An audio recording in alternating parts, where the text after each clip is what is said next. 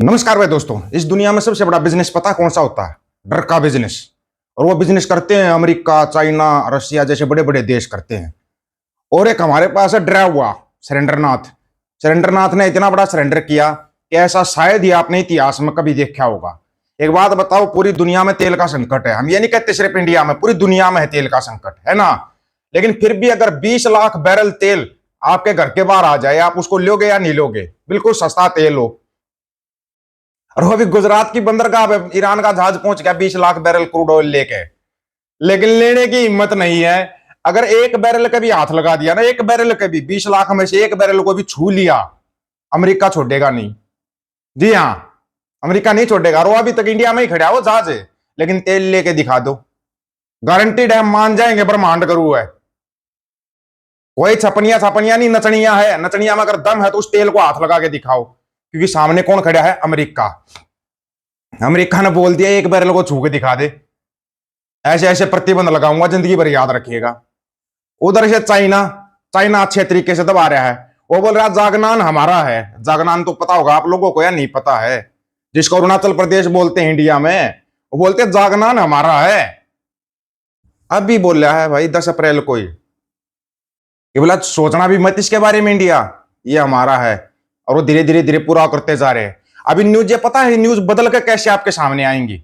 News आएगी आपके सामने, चीन के साथ बहुत बड़ा व्यापारिक समझौता, अमेरिका के साथ बहुत बड़ा व्यापारिक समझौता।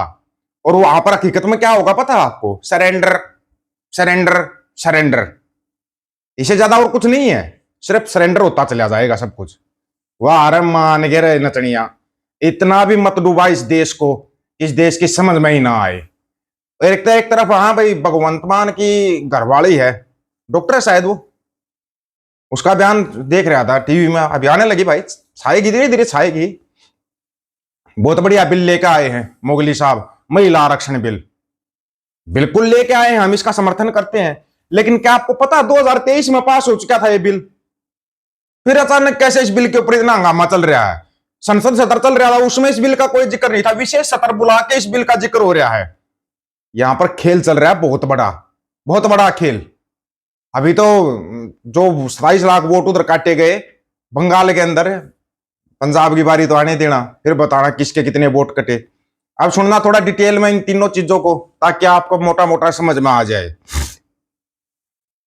जागनान चीन का क्षेत्र है और चीन ने भारत द्वारा अवैध रूप से स्थापित तथाकथित अरुणाचल प्रदेश को कभी मान्यता नहीं दी। चीनी विदेश मंत्रालय के प्रवक्ता गुओ जियाकुन ने मंगलवार को कहा कि जागनान क्षेत्र के कुछ स्थानों के नामों का मानकीकरण करना पूरी तरह से चीन की संप्रभुता के अंतर्गत आता है। उसने भारतीय विदेश मंत्रालय के प्रवक्ता द्वारा चीन की इस कार्रवाई को खारिज करने के बारे में टिप्पणी करते हुए कहा कि जिसमें दावा किया गया था कि कदम दोनों देशों के बीच संबंधों को स्थिर करने के प्रयासों को कमजोर करता है। यह कदम 10 अप्रैल को चीन द्वारा जागनान क्षेत्र में मानकीकृत नामों के छठे बैच को जारी करने के बाद उठाया गया था। वर्तमान में चीन भारत संबंध आमतौर पर स्थिर है। वो ने कहा कि चीन भारत का संबंधों को बेहतर बनाने और चीन की नीति अपरिवर्तित है। ठीक है, गो ने आगे कहा, हम आशा करते हैं कि दोनों पक्ष एक दूसरे के साथ मिलकर काम करेंगे और द्विपक्षीय संबंधों के लिए अधिक अनुकूल कदम उठाएंगे।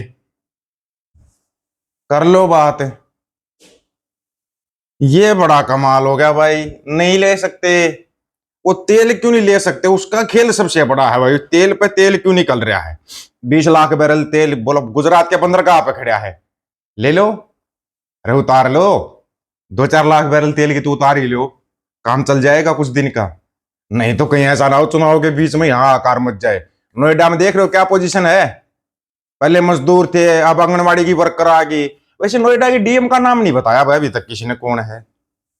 ओम बिरला की लड़की तो नहीं है नोएडा की डीएम? थोड़ा सर्च करके देखना, डीएम की जिम्मेवारी होती है भाई। लेकिन अब आंगनबाड़ी की वर्करें हैं वो आंदोलन पर खड़ी होगी। अब दिल्ली में भी आंदोलन शुरू हो चुका है मजदूरों का, अभी तो शुरुआत है। बोल बोल था नोएडा तो एक झांकी है, पूरे देश की पिक्चर बाकी है, अभी तो देखते जाना। 20 लाख बैरल तेल लेकर गुजरात पहुंचा ईरानी जहाज, लेकिन भारत ने लेने से किया इनकार। वाह जी वाह, देखा, हम इन्होंने लिया करते हैं। लेकिन चक्कर क्या भाई, इन्होंने इनकार क्यों कर दिया? तो उसके ऊपर गए तो पता लगा कि ये जो तेल के कंटेनर है ना, ये 28 मार्च को लोड हुए थे, और जो अमेरिका ने छूट दी थी ना, वो 20 मार्च तक जो टैंकर लोड हुए थे ना, सिर्फ वो तेल लेने की छूट दी थी। एक बहुत बड़ा क्रूड कैरियर गुजरात के बंदरगाह पर पहुंचा। कोलपेर के वेसल ट्रैकिंग डाटा के मुताबिक टैंकर में 28 मार्च को ईरानी कच्चा तेल भराया गया था। इससे यह उस समय सीमा से आगे निकल गया जो अमेरिकी प्रतिबंधों में छूट के तहत निर्धारित है, जिसके अनुसार 20 मार्च से पहले टैंकरों में लदे ईरानी तेल की बिक्री की अनुमति है। 20 मार्च को ट्रंप के एडमिनिस्ट्रेशन ने ग्लोबल आपूर्ति दबाव को कम करने के उद्देश्य से समुद्र में फंसे ईरानी तेल की बिक्री की अनुमति देते हुए 30 दिनों के लिए प्रतिबंधों में छूट दी थी। अमेरिकी विधि विभाग के लाइसेंस के अनुसार इस छूट के तहत 20 मार्च से 19 अप्रैल के बीच जहाजों पर पहले से ही लदे ईरानी कच्चे तेल और पेट्रोलियम उत्पादों की बिक्री अनुमति दी गई थी। इस छूट के तहत सीमा के बाद लोड किए गए माल को एक्सेप्ट करने से खरीदारों पर अमेरिका के द्वारा लगाए गए सेकेंडरी प्रतिबंधों का खतरा हो सकता है, जिसके चलते भारतीय रिफाइनरी इस शिपमेंट को नहीं ले सकती। रिपोर्ट में यह भी बताया गया है कि हालांकि भारत ने हाल ही में छूट के बाद कुछ ईरानी तेल खरीदा, लेकिन यह शिपमेंट निर्धारित समय सीमा के भीतर से खरीदी गई थी। जी हाँ, वो 28 मार्च को लोड होया था, 20 मार्च से पहले लोड होता तो आप लोग ले सकते थे। अब बोलो क्या है अमेरिका? ये है अमेरिका तो पूरी दुनिया के मजे ले रहा है, ये है अमेरिका। सुना है इजराइल लेबनान का भी 10 दिन का सीज फायर करवा दिया डोन टू साहब ने, वो थारा भी सीज फायर करवाने आने लग रहा है। पता क्यों बोली ये बात? पता तो होगा, क्योंकि यहां पे एक फिल्म चलाई जा रही है, ट्रंप का ये हो गया, वो हो गया, फादरलैंड। वैसे एक बात बताओ, तुम एक जुबान पर रहते हो या नहीं रहते हो? पहले इजराइल तुम्हारा फादरलैंड था, अब तुम उसको ब्रोदरलैंड बोल रहे हो। तुम्हारा कोई भरोसा नहीं रहे, तुम्हारा कोई रिश्ता नाता, किसी संबंध को मानते ही नहीं। सबसे बड़ी बात बताएं, जो तुम भारत माता बोलते रहते हो, उसकी पहली तस्वीर कब बनाई गई थी? 1907 में। और उसका नाम क्या था? हिंदी देवी। किसने बनाई थी? वही चंगू मंगू भिखमंगू, उन्होंने बनाई थी। वाह, क्या नौटंकी तैयार की थी। बस उसके बाद यहाँ पे बस शुरू कर दिया भारत माता भारत माता।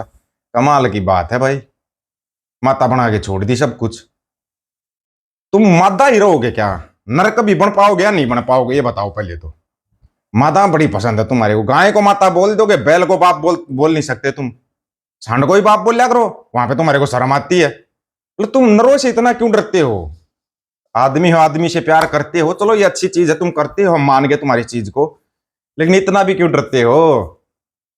इसीलिए तुम बंगाल और पंजाब से डरते हो। तुम्हारे को पता है वहां पर ना एक टोके फैसले लिए जाते हैं, और तुम्हारे को फिर मानना पड़ता है कि हाँ ठीक है। वैसे आज पंजाब के अंदर रेल रोको आंदोलन भी चल रहा है, 3 घंटे तक ट्रेन रोकी जाएंगी। ये थोड़ा लॉजिक समझ से बाहर का, 3 घंटे तक ट्रेन रोकने का। बाकी आप लोगों की मर्जी है, हमने ये आंदोलन बहुत देखी है भाई, कोई फायदा नहीं इन चीजों का, कोई भी फायदा नहीं है। ये नोटंकी इसके सिवाय और कुछ नहीं अपनी नजर में। आप लोगों की क्या राय है? अपनी राय रखना आपकी राय का इंतजार रहेगा। सभी साथियों को राम राम, नमस्कार, आदाब, सत श्री अकाल। वीडियो को ज्यादा से ज्यादा शेयर, चैनल को सब्सक्राइब, बेल आइकन को जरूर दबाना दोस्तों। ऑफिशियल दीपक फौजी यूट्यूब चैनल बात हक और सच की करेंगे, हक सच की बात हम करेंगे। वीडियो को शेयर करने की जिम्मेवारी आप लोगों की है। गज के आखो, वाहेगुरु जी का खालसा, वाहेगुरु जी की फतेह।